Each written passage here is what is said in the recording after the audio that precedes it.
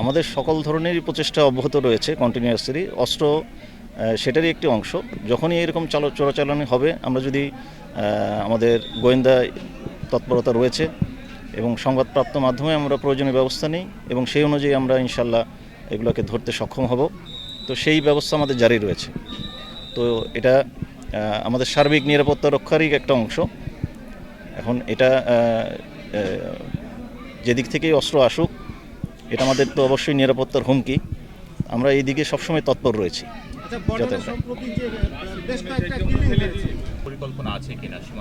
সীমান্তে আমাদের নিরাপত্তার যে ডিউটি আমরা সেভাবেই দিচ্ছি এবং এ সংক্রান্ত আমাদের ঊর্ধ্বতন কর্তৃপক্ষ এবং সরকার থেকে নির্দেশনা রয়েছে, সেই অনুযায়ী আমরা দায়িত্ব পালন করছি এবং সেখানে টাইমলাইন রয়েছে। সেই টাইমলাইন অনুযায়ী আমরা নিরাপত্তার দায়িত্ব পালন করব এবং ডিউটি দিব ইনশাল্লাহ।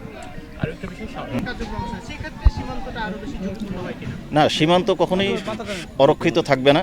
সীমান্তে আমরা যথাযথ প্রতিরক্ষা ব্যবস্থা রেখে তারপর আমরা সীমান্ত নির্বাচনী ডিউটি করব। এই সংক্রান্ত আমাদের প্রয়োজনীয় প্রস্তুতি এবং পরিকল্পনা রয়েছে।